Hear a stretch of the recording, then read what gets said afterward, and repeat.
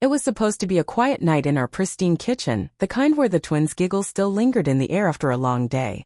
Instead, I stood frozen, staring at the house transfer papers Jack had just slid across our sleek granite countertop. "It's just for tax purposes, Laura," he said, his voice softening as he caught the flicker of doubt in my eyes. "You're always going on about being smart with money.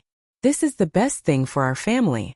He reached for my hand, but his touch felt off. His fingers didn't curl around mine like they once did, and there was a faint tremble in his tone that set my nerves on edge. "I'm Laura Bennett, 38. A trauma surgeon at Houston Methodist Hospital. That Victorian gem in the Heights? I bought it 2 years before Jack entered my life, scraping together every dime from my grueling residency days. It was my sanctuary, my pride, renovated down to the last tile in this very kitchen. Now here was my husband of 4 years, pressing me to sign it away like it was nothing. The twins, Lily and Noah, were finally asleep upstairs, their soft breathing crackling through the baby monitor. Yet here I was, facing what felt like a calculated ambush. "If you really cared about our marriage, you'd see why this makes sense," Jack urged, nudging the papers closer. "Between your insane hospital shifts and constant exhaustion, I'm the one holding us together." His words cut deep, but it was the edge in his voice, something new, something sharp, that made me pause. I glanced at the monitor, watching Lily and Noah's tiny chests rise and fall, their dark curls and warm skin a mirror of mine. At 2 years old, they were why I pulled double shifts, why I pushed myself to the brink, not for glory but to secure their future. Jack never got that. "I don't know, Jack," I said, pulling my hand back. "This house is my safety net. I bought it before we met." His face flickered anger? Frustration? Before smoothing into a mask of concern I didn't quite buy. That night, I lay awake beside him, his words looping in my head, but a quieter voice whispered too, "Something's wrong." I couldn't shake it. By morning, as I scrambled to pack the twins' daycare bags and choke down toast, Jack's odd behavior gnawed at me. He'd been distant lately, late nights at his PR firm, eyes glued to his phone. I chalked it up to stress, but now, paired with this house push, my doctor's instincts screamed. "Dropped your jacket at the cleaners," he said casually, barely glancing up from his screen. 6 months ago, he'd have been zipping Lily's bag, making sure I ate more than crumbs. Now, he had a bounce in his step I hadn't seen in years. Hitting the gym again. Little shifts that alone seemed harmless but together painted a picture I didn't want to face. At work, between stitching up patients, I called my friend Sarah, a real estate lawyer. "Something's off," I said, ducking into an empty exam room. "He's obsessed with this transfer, says it's for taxes." Sarah cut in. "Laura, transferring it to his name alone? That's no tax perk. It'd only complicate things since you owned it pre-marriage." My stomach dropped. I'd been too swamped with work and the twins to dig deeper. Jack had banked on that, hadn't he? "Don't sign anything," Sarah warned. "I've seen this before. Guys don't push like this unless they're plotting something." That afternoon, on a rare break, I did the unthinkable. I checked our phone records. Jack had been calling one number obsessively for months. A reverse lookup spat out, Vanessa Reed. A quick social media dive revealed a stunning 20-something whose posts lined up with Jack's late nights. My gut twisted as I scrolled, landing on a photo from 2 weeks back, Vanessa at a real estate office, captioned, "Big moves ahead. New chapter. #blessed." I shut my office door, heart hammering. Years of diagnosing hidden threats in the ER had honed my instincts, and they were roaring now. Protect yourself. Protect your kids. That night, I skipped picking up the twins and drove to a hole-in-the-wall electronics shop Sarah swore by. The old guy behind the counter didn't flinch when I asked for a tiny, high-quality recorder. "Protect yourself," he muttered, showing me the buttons. Their own words are the best weapon. I got home before Jack, hid the device in the kitchen, and started dinner like nothing was wrong. When he walked in, he froze. "No emergencies today?" he asked, eyes narrowing. "Thought we could talk more about the house," I replied, stirring sauce. "I've been thinking." His face lit up with smug triumph. "I knew you'd see it my way, Laura. This is what's best for our family." The way he said it made my skin crawl. Over dinner, I let him ramble, the recorder catching every lie as he spun his tale of tax benefits. Each word was a brick in the wall he'd built around his scheme, a wall I was about to tear down. After tucking the twins in, I sat in their nursery, watching Lily clutch her stuffed elephant while Noah kicked off his blanket. Their innocence fueled a fire in me. Whatever Jack was up to, he hadn't counted on a mother's wrath. The next days were a whirlwind. I copied financials, opened new accounts, shifted my savings, quiet moves to fortify my defenses. At night, I lay beside Jack. His steady breaths a stark contrast to the stranger he'd become. A week later, he brought home the final papers, his signature already scrawled. "Just yours now," he said, sliding them over that same countertop.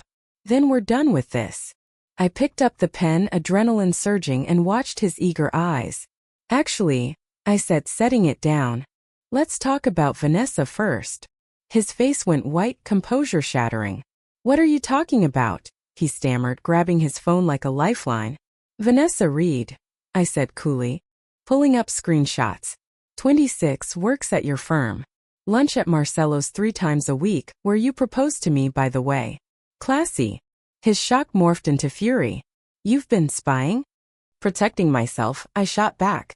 "Like you've been protecting our taxes with this transfer?" I hit play on the recording, his voice promising Vanessa they'd be together soon. The twins' monitor hummed with Lily's whimpers. Jack glanced upstairs, guilt flickering, but not for us for getting caught. "You don't get it," he started, voice pleading now.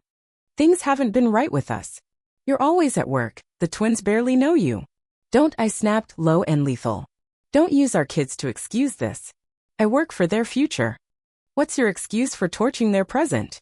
He lurched to his feet, face red. "You think you're so smart, the hotshot doctor. But you don't know what it's like living under your success. Vanessa gets me. She gets you're trying to steal my house," I countered. "The one I bought before you. The one our kids call home." He faltered. Your lawyer," I corrected. "The one you've been sneaking to, famous for hiding assets in divorces." Sarah tipped me off. His bravado crumbled as I laid out the evidence, bank records, emails, calls. The monitor crackled again. Noah's cries joining Lily's. Jack moved for the stairs, but I blocked him. "I've got them. You explained to Vanessa why her new chapter just got rewritten." His phone pinged, probably her. Let her wait. I had my twins to hold. The next morning, Jack was gone, likely at Vanessa's. Sarah texted, "He's lawyered up. Move fast." At lunch, I met Daniel Hayes, a divorce attorney Sarah vouched for. His cozy office felt like a bunker against the storm. "Dr. Bennett," he said, scanning my files, "you're a step ahead. Most clients scramble after the damage. You've got us armed to the teeth." "Instincts," I replied. "These recordings?" "Gold," he grinned. "Clear intent to defraud." "And his lawyer meetings?" "Judges hate that." Jack's texts flooded in, "We need to talk." "You're overreacting. Think of the twins, each more frantic." "He's panicking," Daniel noted. "This is when they turn ugly." He was right. That night, Jack stormed in, sneering as I fed the twins. "You've ruined everything. Vanessa and I could have been fair, let you stay in the guest house for the kids."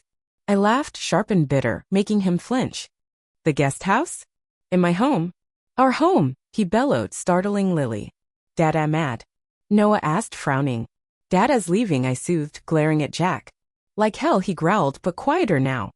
Aware of their eyes. "Actually," I said, pulling out a restraining order, "you've got an hour to pack." His jaw dropped, face ashen. "You can't." I did. "Vanessa can have you, but this house? Mine." An hour later, I watched from the nursery as he loaded his car, glancing back like he couldn't believe he'd lost. The twins played oblivious. "Bye-bye?" Lily asked. "For a while, sweetie," I said, hugging her tight. Jack fought dirty, demanding half of everything, but Daniel was a bulldog. In court, the recordings gutted his case. Then we found the kicker. He'd been siphoning cash from his firm to woo Vanessa. "Embezzlement," Daniel said, spreading bank statements. "He's toast." His firm pressed charges. Vanessa bailed via text. One night, he showed up drunk, wailing, "You did this," as cops hauled him off. I felt pity and relief. The divorce wrapped fast. He took a plea, lost the house, got supervised visits. Vanessa? Word is she's chasing a new mark. The house became my fortress. I redid the twins' rooms, planted a garden, every payment a triumph. My career soared. I made chief of emergency medicine. The twins thrived, barely noticing Jack's fading presence. One evening, watching them cartwheel in the yard, I smiled. A letter from Jack, "Sorry, regrets. went unanswered. Some bridges stay ash. Lily called, Mama, look. Noah clapped. These were my wins, not the house, not the fight, but them. Life was lighter now, unburdened by Jack's lies. I'd survived, stronger, and that was enough.